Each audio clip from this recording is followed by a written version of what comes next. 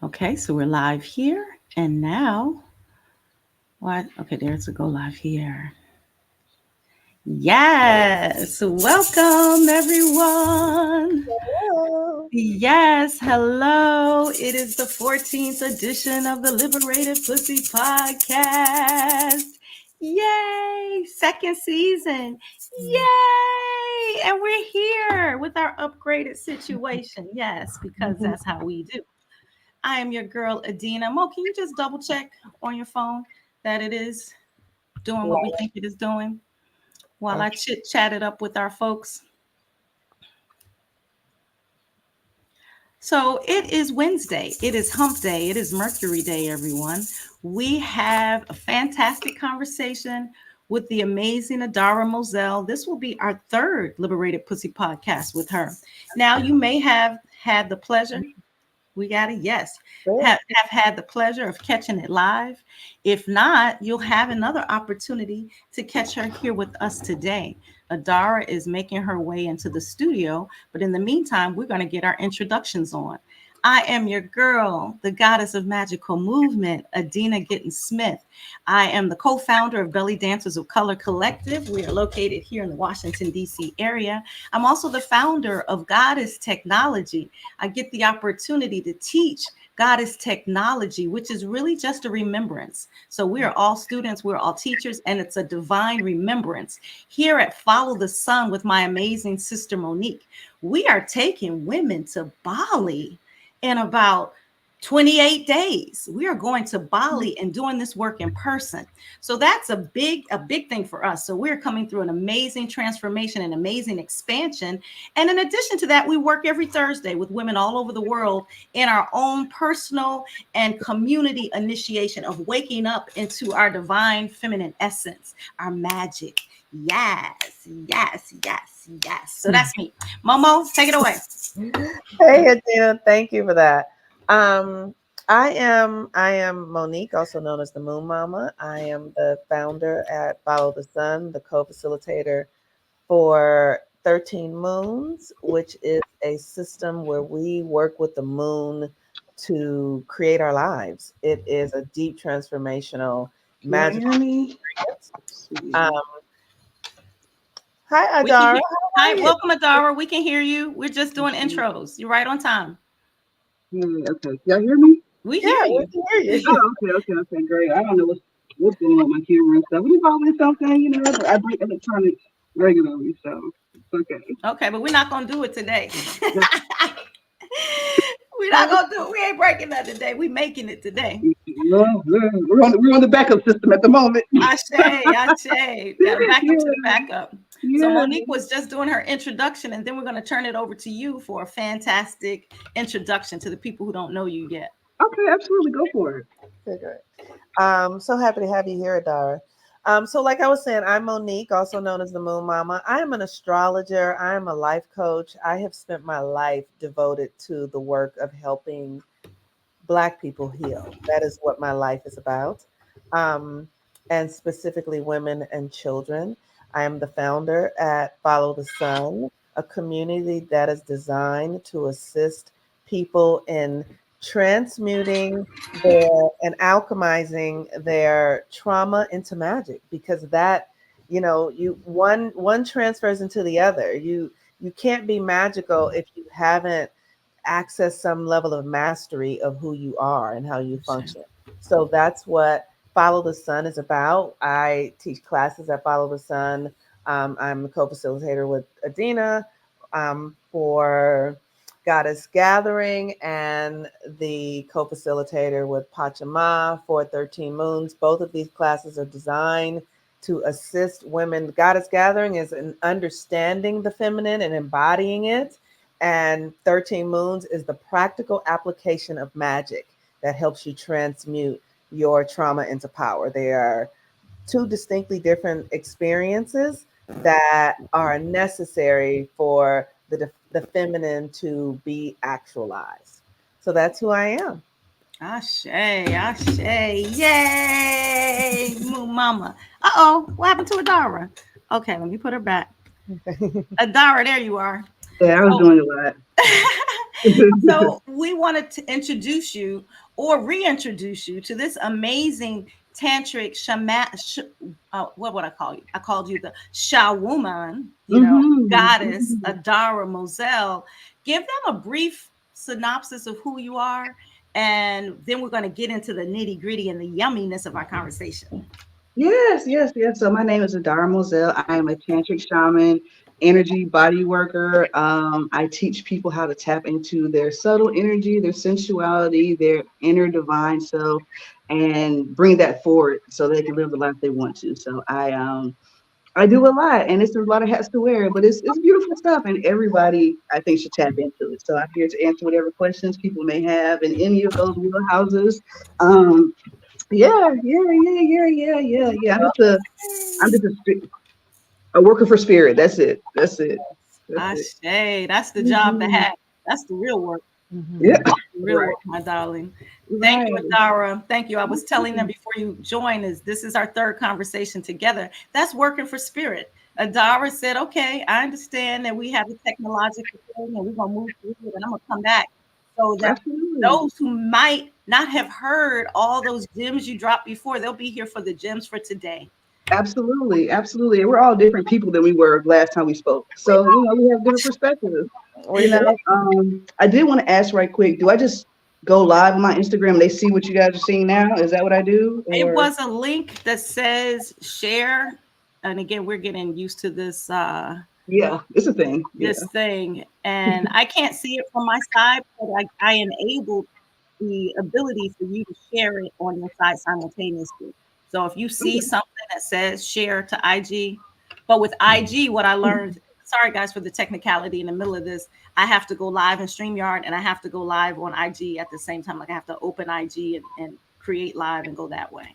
Okay. So Yeah. perhaps we'll do a tutorial with each other later to do that when we meet again for the fourth time. Yeah. So I have a lot of new followers. I'm sure they'll be interested in conversation and sharing with you guys your Ashe. platform. Yeah. Ashe. So you know what? Let's It's put okay. Monique, can you tag her in it? Like if we tag her in the comments, would her followers see that? That's a question. I'm not sure. No, her followers wouldn't see that. She would see that. She It's, would it's see okay. that. No worries. No Okay. worries. No worries. Okay. No worries. Well, you know what? We're calling in those technical folks who can help us get Mhm. these messages to those who need to receive those. On the spiritual level, we calling in the ancestors and the spirits to guide us appropriately. And here on the physical plane, those with the knowledge of how to do this, inbox us and tell us how to do it better. We appreciate that. We really do. So we're Right. calling in to help because Right. we need it. Right. So, Momo, before we start, please give us the astrological context. So, Adara, Monique is also the Moon Mama. And Yes, so we need indeed. the Moon Mama to set us up. I know we had a planetary alignment this week and a whole bunch of other stuff going on. Tell us what the significance of that is for us. You know what? I gotta say, I don't really know anything about this planetary alignment thing, and I don't want to sit here and lie. Okay. um, so I'm not really sure what it is, but it's that's a what I would say that is not an astrological thing. That is an astronomical thing. Okay. That's Okay. astronomy, and that's the study of the science of the planets. Not right. So what I haven't done the research to see what that means for us. But here's what the astrology that I'm thinking about right now. We have the new moon coming into Gemini tonight. We have tomorrow, this morning at 1:30 a.m. Um, this new moon is paramount because we live in a mental reality. Everything is mind, and Gemini rules the mind, our perception. It Hmm. is so significant for us to understand what perception is, the function of it in our lives. And it is the story we tell about reality. It is like me sitting here and I'm go, oh, I'm sitting on a video with two brown women. That's perception. Hmm. I could also say I'm sitting here with two queens from Uranus. You know what I mean? Like it's Hmm. all about and every narrative creates a different vibration and frequency. So this energy is impacting everything about our lives, how we think, what we think about ourselves. So we have this new moon here in Gemini. It's going to be conjunct Venus, the sun, and the moon. So Venus is our sensory energy. So our senses, which is how we feel, and our mind, which is how we think. So the divine feminine is our senses, and the masculine is the divine masculine. So both of those things are being recharged simultaneously right now. And I don't know. I mean, I really want to know. I want to hear what you guys hear me saying, because I want the audience to be able to understand what's available to them. So, if you can tell me what you hear me saying, I can make it clearer if I don't feel like you've gotten it, so that the audience can really understand that this is a lot of power. I hear you saying that we are recharging our divine masculine and our divine feminine, how we feel and how we think. I hear you saying that the stories we tell are paramount Mm-hmm. in terms of the frequency and the energy that follows it, because we could tell the same story where we're a victim or we're a villain or we're the winner or we're the creator, and create differently from just that. Like, that made me feel so good, you Yeah. know. Monique and I've been fasting for the last couple of days. I'm on the last day of a 72-hour fast. That feels so good because I know I'm healing at energetic levels. And when you said that, that just felt so aligned. I actually have chills on my legs right now, Okay. you know. Good. Yeah, I feel that. Yeah. Thank you. Yeah. If I could tag in on that, Mm-hmm. um, I'm constantly in a state of self work or initiation, if you will, because I feel like every time we have opportunity to see ourselves in a different way, it's a way of us expanding our consciousness, right? So if if we are have if we take the opportunity to actually examine the things that we don't really want to look at and see that maybe the perspective that we're looking at it in is really the real damage, right? Like I said Yeah. before, I don't know if I was up here, if I was on live, I was like, I get the opportunity to provide food for my children instead of it's a burden for me to do so, right? I mean, talk to a lot of people that say that they're here to break ancestral curses, but they see it as like a burden, or I'm the only one in my family that understands this, this, and this, and that. But when you change your perspective of, I'm the one that gets to bring light to this family, I'm the one that gets to Yeah. change the route that everybody after me goes through, I'm the one that gets a chance to embody what the ancestors were teaching, then we see stuff in a totally different way. Yeah. And I think that the real prison is the perception that we have, and being locked into that. So the more that we're able just to be flexible with that and Yeah. sense to it, Yeah. it's powerful. And one thing, because I was thinking about this morning, Mhm. and even about the Venus portion, because I was exercising. And, you know, a lot of people don't like to exercise because it doesn't feel good all the time. It hurts, it burns, all the things Yeah. you Yeah. want to feel it. But once you actually feel it, you get all of the richness of it. You see what I'm Yeah. saying? You get the resilience and the power and all of that. And the more that we avoid our visual nature, avoid the sensory experience, good and bad, the Yeah. more we show parts of ourselves and the power that lies within. So that's just what I want to just drop on that one.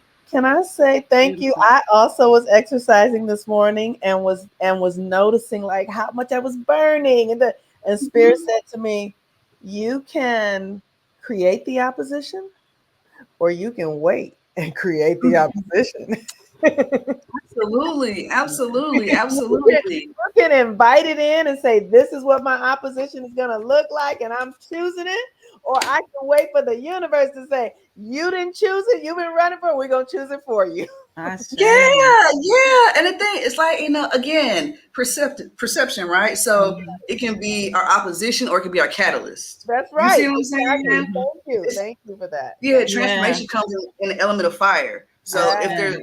you know what I mean? And I Yeah. was woo. reading something else that was talking about We just the said a fact that word. we're always building and separating at the same time. We're dismantling to build constantly. Yeah. So building and dismantling is the same process always, always. And in that marriage of opposites, you get the energy to create something new. That's And right. yeah, and we just think about the gifts that we have. And it don't feel like gifts most times. It feels Mhm. that's up most times. Mhm. you know. But I think one of the superpowers that we can build is our bounce back ability. And I think exercising helps us learn that going through these tough times, the long, because you're going to go through things. You're going to fall down Mhm. that rabbit hole of despair and all this other stuff like that. But the faster you can bounce back and let that stuff flow through you and just gain yourself, then you know your work is working. You know you're not avoiding anything. You're honoring yourself. Your chakras are going to stay clear, and you're going to be able to propel yourself through. And that in and of itself is joyful and pleasurable. Ashe. Ashe. I see Monique do that instinctively. Like every morning, she goes to take her son to school. And usually we're trying to meditate and do all this kind of stuff. And then she's like, I got to take Zion to school. She's like, no, wait, I get to take Zion to school, making that clear distinction. It's an honor for me to take my love to school, to a place, you know what I mean? And so just in transforming it that way, I don't know if you heard me hear you, Mo, the times that you make those shifts. And so for us, even with everyday quote unquote chores, we can shift it, like you just said, into a transformative kind of leverage, you know, the place where we make it not be, oh God, and make it be, this is part of the joy. It's part of the joy. And it's so real, like even on the most basic level, like paying my car note. I don't want to pay my car note. But I remember when I didn't have a car and I had to ride the bus and how happy I was just to get a car. Ashe. So the fact that I can afford a car note to do this, or Monique, I can't take my kids to school and they're driving me crazy. I can't wait to drop their asses off. You see what I'm saying? But I can't. So like, it's the energy we bring to things. We always have power to change. And that energy forms your reality. It forms your reality. It's such a, like the universe honors our perspectives, our perceptions. Absolutely. And the thing that is such a trip as I study the body is understanding that what our eyes perceive is through our stories and through the stories we tell ourselves. And that is a creative process. I had this experience yesterday, and I'm not going to go into the whole long story of it, but it looks like I was having an argument with a white woman about something. And I have been really working to heal my narrative around racism. I mean, when I tell you, I have been heaving with spirit, like praying, like, please help me see this correctly. Please help me see that that white people are as much a part of the blessing of God as anything. Help me see it. I need to see it. I'm begging. And so how that turned out is spirit saying, then you need to see with God's eyes. Absolutely. You need to see with God's eyes. So I've been saying, my eyes are God's eyes. My eyes are God's eyes. My eyes are God's eyes. So everything I see, I know, oh, that's what God sees. So after I have this argument with this woman, and I'm moving it through my body. I'm moving it through my body, and I can feel the racism. And I heard God say, God's eyes. And I was like, oh, God's eyes. Like, you were arguing with God. You were having an experience with the divine. I was like, what? I was like, what? Everything. Yes, 1,000%. It's funny you say that, because I was actually writing in my journal earlier, and I put something similar in there, but it was about timing. And well, first, before I say that, but there was this class I was taking, and it was about like magic and things. And in one of the spells, or one of the prayers we were saying to get in harmony with the energies that we were dealing with, is help me to perceive things as you are, not as I am. You see what I'm saying? Help me perceive your mysteries as you are. So that way I have the mind. So no matter where I am in my consciousness, I see things from the way that you are perceiving this, so I can learn this thing, right? Yeah. But in my journaling, I was like, I want things to happen right now. I want instantaneous manifestation. And I was like, well, I guess my timing may not be God's timing. So how about I put my desires in flow with the timing of the divine? So now please help me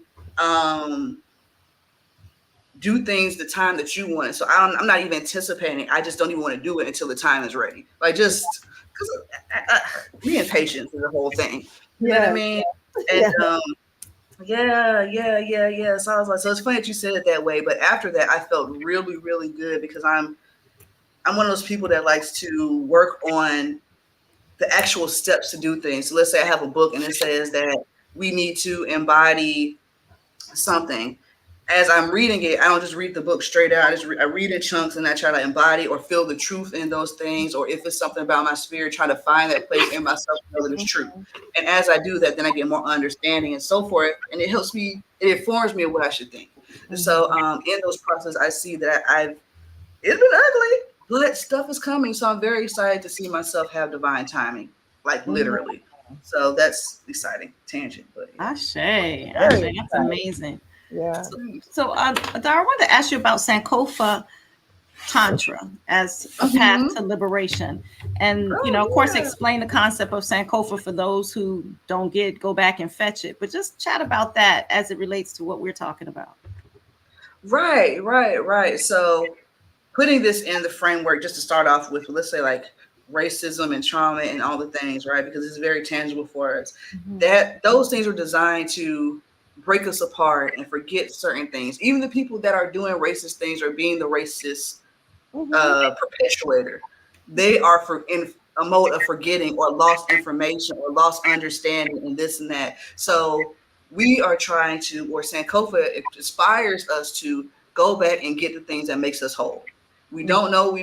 There's known knowns and known unknowns and unknown unknowns, right? And these are things that we're missing and we have to put back into our spirit. So by going, and we would say, we go back to motherland, we go wherever we want to do to add pieces truly into ourselves, into our DNA that may be considered junk or recessive or whatever else that's not really activated, and bring that forward so we can really tap into the guidebook to our own selves. That's really, really, really the key. Nobody knows what's right for you other than you, and you're the one who's supposed to know that. So Sankofa Tantra is a means of, one, applying Tantra for your spiritual development, but then taking that Tantra and going back to get the things that you need and then applying it positively to the community around you and the world around you. You see what I'm saying? Because I feel like there's no point in having stuff just for yourself as share. But yeah, so I feel like joy is one of the most revolutionary things that Black people could ever do. I think taking back our sexuality is one of the most liberating things, Black and powerful things Black people could ever do.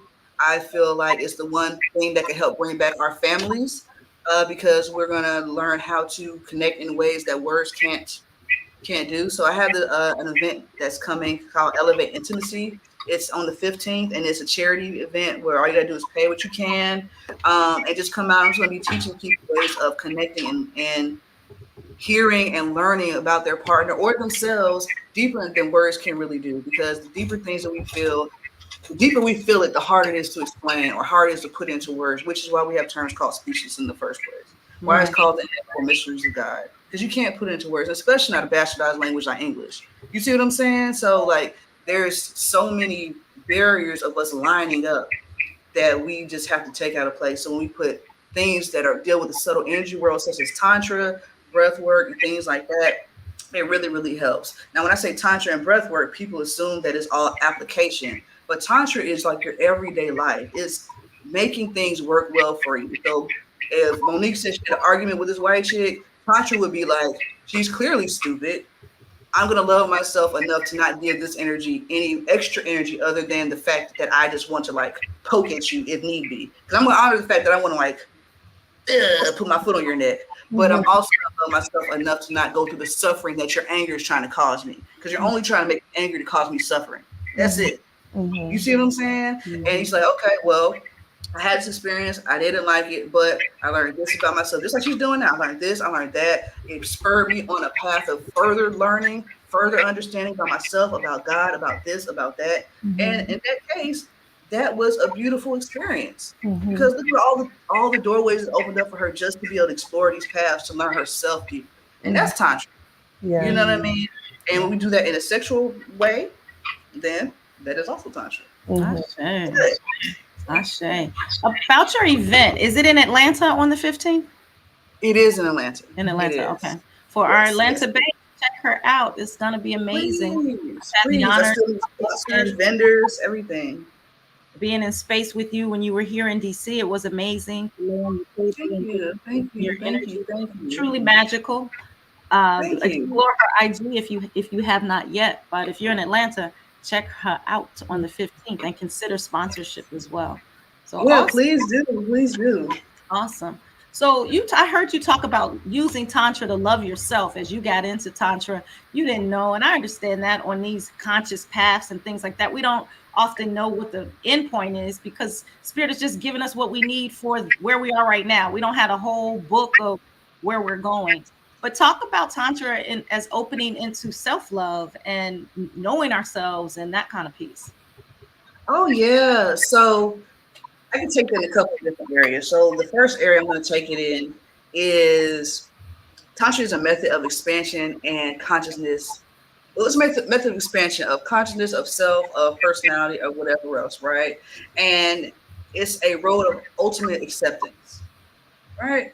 Because if you fight things, you're never going to really get the benefit from it, or you're always going to be in a state of opposition. But that's not a sustainable state, right? So when we're in opposition with ourselves, we create war within ourselves, we create disharmony, dis-ease, and all this other stuff like that. So oftentimes we are saying no to parts of ourselves that other people told us were not okay. We didn't say it was okay, it wasn't okay. They said it wasn't okay. Mhm. And the confusion about my role with this person, my responsibility with this person, my responsibility to myself in young years where we're not really taught, that comes into play and it makes us start fragmenting ourselves so we can be socially accepted, because social acceptability is tied into human behavior, human nature. Not even human nature. All animals have a social acceptability, social rules, social dynamics of every species, right? You're no different. And sometimes that bothers us. So when we start looking first to what is my programming, what do I truly think? What do I truly believe? Okay. And that is a road in and of itself. That can take people years to figure out. And I'm still figuring it out. Like, what do I truly feel? What do I truly want? What do I truly believe? Because when I started this path, I believed that I was supposed to be.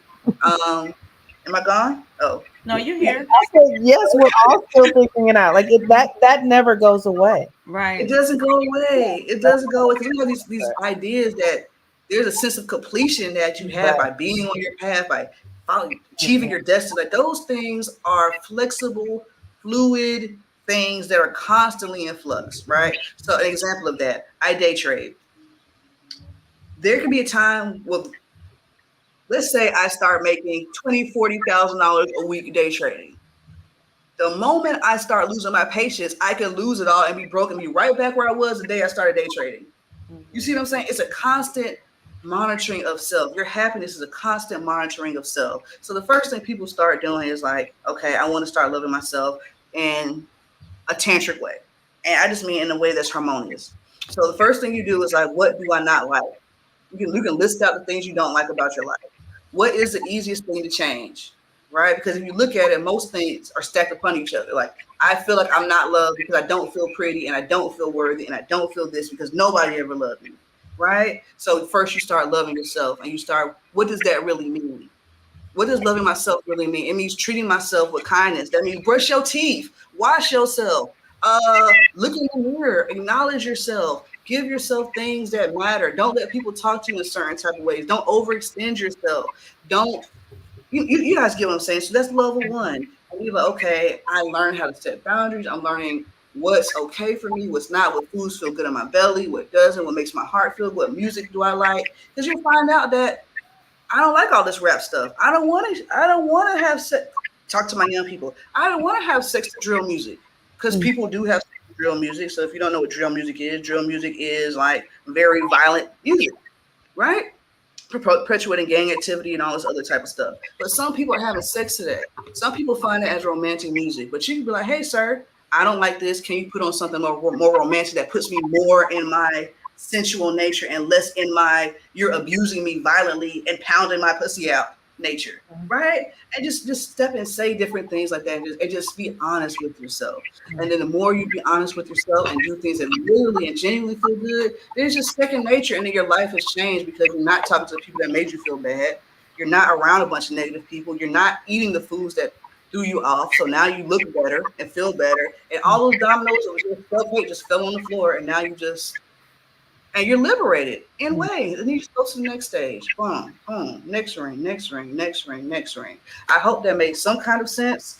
But on the second half of it, energetically, we have an energetic blueprint, right? So people are familiar with the 7 chakras, but also you have breast centers, your ovaries have energetic centers, your throat does a lot of different things. You have centers around your ears, all of this type of stuff. So when we start bringing the energy up and connecting our nipples energetically together, like not just right here, but side camera, but like deep in here, deep into where it will be in the spine, turning that center on, letting it radiate out and connecting that down to your ovaries and to your cervix and all that, and just raising it up, this stuff naturally just starts awakening. And that's what the body does. So when I started doing the energy work in the classes and the exercise, the stuff just started changing for me because the energy started making it change. And then it supported all the mindset that came after it. And I had the energy to do it because my energy system was boosted, if you will. So I love that. I heard you talk about turning on the titties and, and how turning on and projecting from the nipples, how much, how Master Yao taught you as you get into this work, you'll naturally do that. Can you talk about that? Maybe give some tips for those trying to turn these titties on? Because absolutely. Absolutely. So the first thing is the deer exercise. So the deer exercise is very simple. You're just going to circle around your chest like this 81 times. You don't have to touch it. You can just be out here like this. And you're going to breathe in and circulate. And as you get to the top of your breath, you're going to clench your perineum and you're going to exhale. So you're clenching, releasing, clenching, releasing. And you're just doing this 81 times. And then you start going the other way. Boom. And what this does is it helps your energy start coming out because your breasts are your positive pole, okay? And your vagina is your negative pole, right? So let's just think about penetrating, receiving, active, receptive, right? So there is a literal circuit that's happening just like that. And in some of the more private schools, they tell you that when we talk about the microcosmic orbit, there are different ways, like men breathe up the back, down the front, women breathe up the front, down the back. And we get together. You guys see people like men and women sitting on each other, like the yab yum position or the lotus position. They're doing that breathing that's causing this circulating here. But as a single person by yourself, all you gotta do, and even if you're in a relationship by yourself, you need to do self-practice. Self-practice is better than couple practice all the time. Yes. Because you have to be ready. So you just start with the deer exercise, right? The next thing you can do is breathe in from your yoni space and breathe all the way up into your chest. Again, clench, swallow. And when you swallow, you feel it flowing right back down. And that's going to connect this channel between your womb, your yoni, and your throat.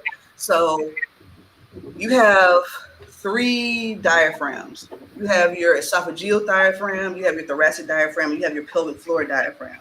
All of them are operating simultaneously, doing similar things, right? Your jaws and your hips are connected. So when your mouth is tight and stuff like this, your hips and jaws are going to be tight, right? So if you don't believe me, just rock your bottom jaw and tell me you don't feel something in your lower pelvis, your hips or your back and stuff like that. So the body is always working together, seeking this homeostasis to connect. And when you're able to do that, then the field around you is much stronger. Your manifestation fields are a little bit stronger, and your ability to be aroused and arouse others is stronger. So breast orgasms are top notch. I recommend them for everybody. They're amazing. They make you feel very sultry and sensual and expanded, especially when it starts going deep into your heart. And I feel that when it's going deep into my heart, I feel like my back kind of expand. And if that's like the doorway to deep consciousness, like that's what I would call it. You see what I'm saying? Like the doorway into deep consciousness. Because people swear it's your third eye, but really it's going into your spine. Because your spine is your Jed pillar. And within that, you can go into like the deep recesses of your soul and all this other stuff. You see what I'm saying? And it gets very interesting. But just from doing these exercises, you'll see that people respond to you differently. If you are with your partner and you decide to breathe as they are, at this place, you will see that they'll go in a trance and start doing it much stronger, much more passionately than they were before. Same thing with your yoni. If you are in coitus or anything, or having somebody give you oral sex or anything, and you start breathing into your vagina, you'll notice that they'll start being far more passionate and far more engaged in what they're doing. It will be far less mechanical because it touches something deep within their masculinity. You see what I'm saying? Or deep within their femininity, whoever you're dealing with. You'll notice it.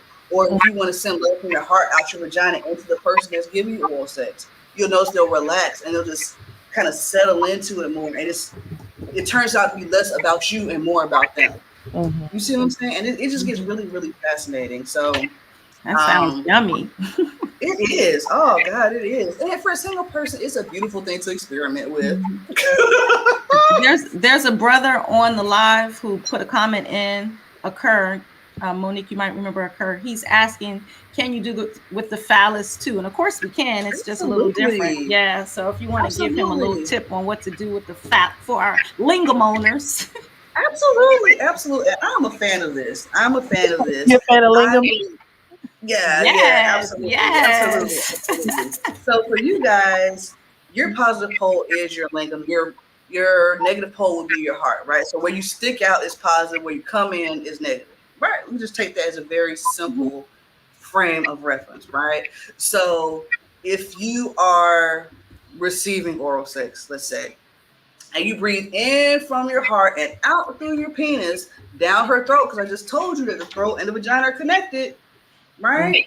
It will open up her whole breast area. It will open up her vagina, and it could also send her into very high states of consciousness. So there's a book called The Secret Teachings of the White Tigress. It's a Japanese book, and the counterpart of it is the Jade Dragon Manual. That's Mantai, right? And that his book. Well, I think he mentions it. I don't know exactly who wrote it.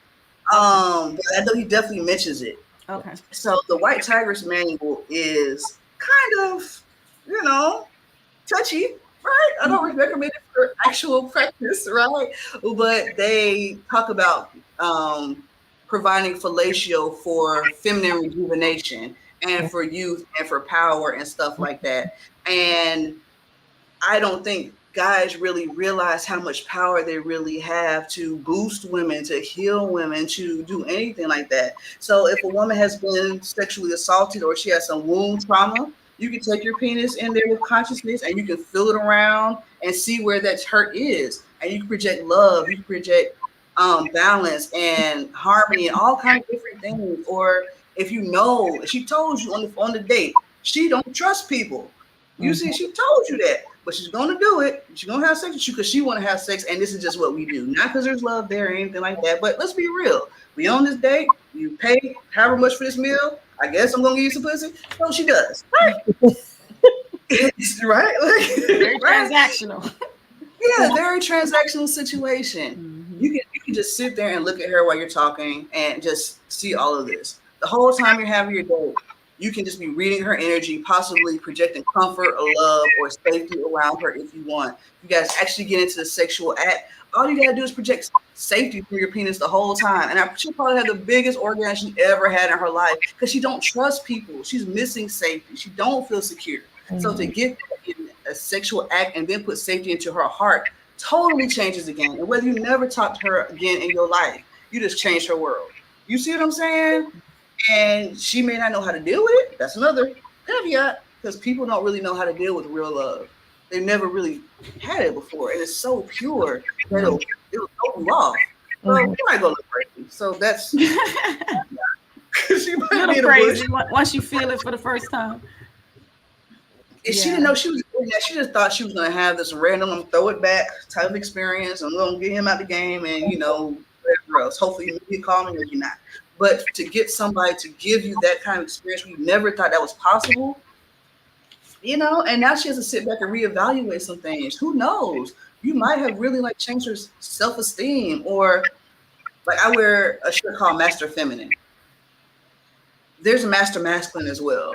So if you're able to embody multiple aspects of masculinity, you can stand up for her in a way that she's missing. So you don't have to know, but you can feel through your phallus whether she has father issues. You can feel through her phallus whether she has self-love or this or that, or and you just give it to her a little, give her a little bit.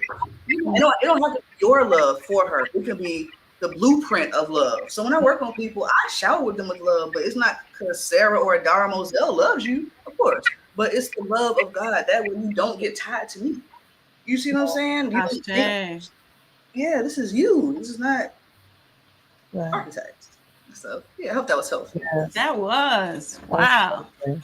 Yeah, it's good. It's good stuff. You see the antidote. This could really be like we taught people this stuff. Yes. All this argument that we have, all this trauma, all this stuff. And it's, you know, everything is going to always have its negative vibration to it. It has to. It's always going to be some misuse. It has to be. But that don't have to be the norm, you know? Mhm. So that's what I'm up to, guys. It's That's all I been got. Thank you for that. That's very supportive, because what I heard you say requires conscious, whoever's giving the love has to have embodied the love. That's it. You know what I That's mean? it. So you can't give what you haven't embodied. And Mhm. the thing I love about this conversation and where we are in the world right now is that many of us are waking up and feeling empty. We're feeling sad, like there's something missing, like there's more. Like Mhm. we've had jobs and money and houses, and we still don't feel right. You know what I mean? We have all the things that, you know, this reality said you should accumulate to be happy, and we still aren't happy because we haven't done the spiritual work, because it's the spiritual that really gives you the sense of fulfillment and wholeness and health. Absolutely. And Absolutely. in order to send love to someone, you have to have loved yourself enough to know that you have love to send. Ashe. Ashe, for I sure. have been fortunate enough to have had lovers who sent energy to me in my heart and then through my yoni, and it has healed me. Like literally, I've had two conscious lovers, men who were gods, is what I would say. They were gods. Masterful. They Yeah, were they were masterful. masters, right? Yeah. And it it it healed me, like Yeah. literally quantum leaps in my Yes. life.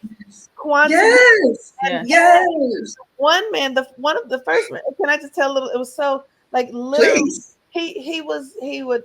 I'm not going to name him because he'd probably be appalled, but he in Los Angeles, and I was like, inside of me, when we know, like I was like, I have to go to bed with him, like I have to. And Yes. he was somebody who did a lot of work, and he said to me, he said, I don't do that because it's irresponsible of me to put this much energy and power into somebody who I have not spent an enormous amount of time with, understanding that they can hold this power. Mm-hmm. That I could Mm-hmm. be friends with somebody for 10 years before I feel like it's okay for me to. And I said, I Mm-hmm. hear you, but let me tell you, girl, I got to visualizing. I started envisioning him missing his airplane, missing his flight to leave. I Mm-hmm. started envisioning myself in front of the airplane, that the airplane couldn't leave because I was blocking it. 2 hours later, he called me. He said, I missed my flight. I said, I know. Wow. Come get me. And Wow. so I went, I picked him up, we hung out, and it was really interesting. When I brought him back to my house, he was like, he was getting on the couch. I said, I didn't bring you here to sleep on the couch, honey. I'm sorry. Like you but You got some sacred work to do. Come on. You got some work to do.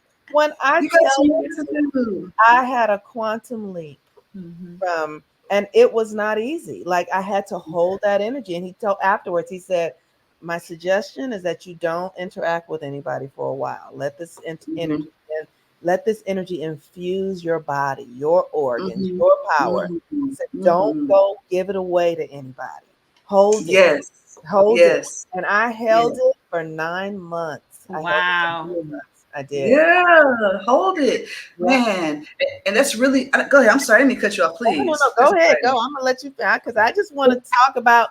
I want to talk about the experience of having what you're talking about. So people. So there's no way I can communicate to people how powerful it really is. Like, that's what semen retention is really for. It's so that when men are really trying to do something for women, they have the power to do it. You see what I'm saying? I know this one brother, young guy. He was dating an older lady, and I don't know if he was doing semen retention or whatever. He was doing energy work or whatever else, but he hugged her daughter, and her eye went. She had cross-eye. Her eye went straight for 6 months from a hug. You see what I'm saying? From a hug, and people don't understand this. So, like, with your friend, Yeah. I have two thoughts. The masculine is always in service of the feminine. I don't care what you think. You see what I'm saying? So if your divine feminine is calling for something, he can't help but to get it.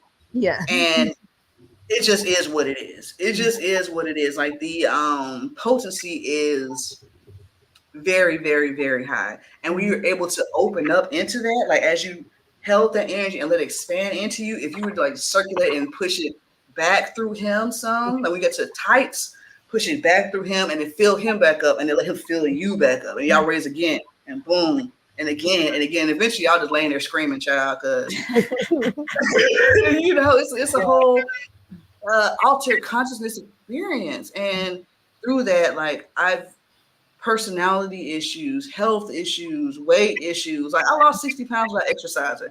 It wasn't because I was on a self, but anything that I'm working on, it's so serious now that I can say I want to feel something in my journal and my husband will come home and give it to me.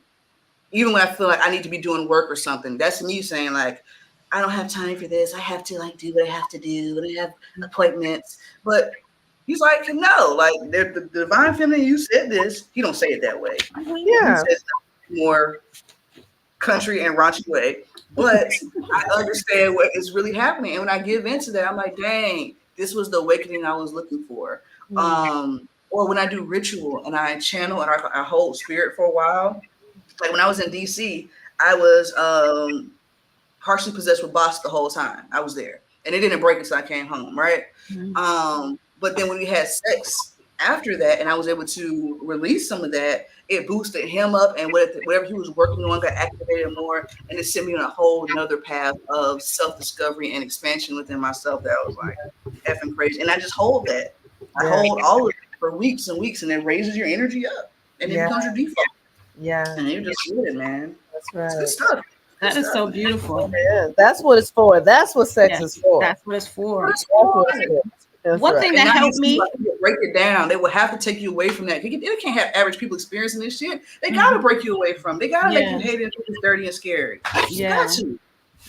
One thing that was helpful that you said for me is it doesn't have to be your love. Like, don't think of it as your love, especially as you're working with people, because we're working with people now. As a Cancer woman, and I know that's a label, but I give from my heart, and I do think it, you know, it's me, but it's not me. It's the creators, the goddess. That's the love I'm channeling to you, which is bigger than any love I could, you know, my person hold. Like, that helped me to expand in a way and still love and be loving in all my situations, but channeling, being a conduit, like Reiki, being a conduit of that energy and not feeling like you are the house or the base of the energy, if that makes sense. Absolutely. You got to think, like, the love that you have for people is the tether that ties you to the bigger love, right? So if you can choose to give your personal love to people, right? And then you can also choose to embody love for the world, and you can choose to be the savior of the world because you love the world so much. Because God's love is so big that it saves all the people. Like, that's what the story is. You see what I'm saying? They don't know that's, but it's really a story of the fact that the little bit of love we have is just a fraction of the love that we are all in the sea of constantly. And the sooner we remember that, the sooner we'll be able to see that we're very much similar. That no matter what color you are, you want to love your kids and be able to provide for yourself and whatever else. And all these wars, all this fighting because you're afraid that you can't. That's it. You see what I'm saying? And we're a human family. So if God loves humans, here it is. If God loves humans and stuff like that, then he loves all of them, as stupid as they are, as country as they are, because Right. God's speaking the country too, because they wouldn't exist without it. That's right. You want to have that experience. Adina, Yeah. you also have Neptune in the seventh house. Okay. And the seventh house is others. So you are connected to God's love. That Mm-hmm. energy really is running through you. Mm-hmm. Mm-hmm. That cutie pie. Look at that cutie Mm-hmm. pie. No. That means Daddy fell asleep. The other one will be up here shortly. Aw. So Yeah. Neptune in the seventh house, because you know me, Mo. I want to bring everybody. Like that's my thing. Yeah, Like I it just is. that visionary is like, and I really do have the capacity and heart for that. But the hard part is feeling like now I got a bigger and bigger tribe that I have to take care of or whatever. Mhm. But you Yeah. know what it was? When I had one baby, I love my first baby so much. When I was pregnant with my second baby, I was like, I don't know how I'm gonna love this baby because I'm already giving all the love to this first baby. I felt sorry for him while I was pregnant. I was like, I'm gonna treat you kind, but I already love the one I got. That's honestly how I felt. It was a weird thing. But when that baby Yeah. was born, I also felt the transformation of love. I was like, I expand. I can do it. Oh wow. And in it was so it was like seeing Wow. God. Like Yes. I felt That's that. amazing. I felt the expansion. And that's how I love people. That's how I love Yeah. those that I love. I just expand. I don't contract. It's an opening. It's Yeah. a That's big all I do in my work. That's Yeah. all I do in the videos. All I'm doing is expanding and expanding, expanding. That's it. And trying to match the frequency. That's Mhm. all I'm ever really doing. That's That You know is beautiful. so interesting that you guys say that because I feel like I've always been very expansive and Mhm. I've had to learn how to be loving but also prioritize myself. Well, that's the conservationist. That's your mind. We talk about I that. know, but it's such an interesting thing, like Mhm. because all my life, everybody who knows me, whenever I get off the phone with somebody, I say I love you. You could damn near be Mm-hmm. expensive. It is the truth. I love you. Like Mm-hmm. that's I am expansive naturally. My work is to contract. This lifetime. Mm-hmm. That's what you came here to learn. What? Exactly. How that like it is so and Mhm. and how it has shown up is having experiences of going like, yeah, well, we see you love them, but was it returned to you in a way that felt do you feel empowered now? No, then that's not how you want to use it. Like, It's Yeah, so one thing on that, I would definitely say that kind of helped me is like working with Kuan Yin because she taught me discernment of how and when to give my love and ah, how to give and when to stop. You know what I mean? or that Because stopping is actually giving it. Stopping it is actually loving also. exactly, Pulling exactly. away is an act of love. Exactly, Yeah. exactly, exactly. And that's the thing, like the universe is constantly doing this. The waves Yeah. are constantly coming out and coming back to stillness. And boom, Yeah. always, always. And the more we can walk that walk and see where to expand and when not to expand, when to say yes and when not. Because even in business, right? Because I've been doing energy work for a while. So now I'm starting to get popular, right? Yeah. So one of my teachers on business was like, you make more money when you start saying no. You know what I mean? So they were like, you can't say yes to every opportunity. You can't try to help every person. You can't do this or this and that, or people are not going to see you for the value that you actually provide. They're going to think that you're just a this and that. And I'm like, man, that feels so bad in myself. But then I thought about it. And I'm like, actually, actually, it's true. So I say, hey, we're having this free event. People like, man, whatever. Okay. Da-da-da. But when I say, hey, this event is $1,000, now people are lining up. I'm like, Right. Right. interesting. Mhm. Quite interesting. Quite interesting. Quite interesting. Mhm. Yes. Did your baby get down and leave the room? Close the door. His brother came in and now they are dismantling my meditation area and it's about Okay. Well, yeah. we got about 5 minutes, so we can let mom get back to it. We'll see what they can do. That's funny. We're Yes, all boy definitely. moms on this call. We all have boys. Oh boy, moms. Mhm. I feel like that is really something significant to give birth to the It man. is. Mhm. It is. It is. It is. First of all, And I just want to teach. you have to make a hormone in your body that doesn't exist Mhm. before. prior. Mhm. You Yeah. know, you have to, it really is something to be able to give birth to a child. Your body has to do something, a son. So I just want to say that. Okay. So And, I'm sorry. Go ahead, no, please. go. If you have something to say, go. Well, yeah. Just with that, because the moments where I doubt myself and my ability to do stuff, I look at my kids and I'm like, you in no way knew how to put their bodies together, but look at them. You in no way understand how your body systems are supposed to work together to be able to build this thing out of your own consciousness. Clearly, Yeah. there's something going on here. So just trust that in all things. Let that do the business for you. Let that make friends for you. Let that find love for you. You know what I mean? So yeah, that's it. That's a great way to look at it. Wow. Yes, I love that. Think of the things that you have done in perfection, divine perfection that you didn't know how to do, but yet it's there. Yes. Do it that way. Yes. Oh, that's so beautiful. So Awesome. I saw you on IG doing tantric body work with the brother. You had him crossed up and you were massaging and breathing, and the smile on his face was just euphoric. You know, I felt the love from you to him as you were sending the energy up and bringing it down and then crossing his heart. I feel it now just thinking about it. Talk about the joy you're able to ignite and just touching a brother. I think brothers don't get enough loving touch like that. They don't.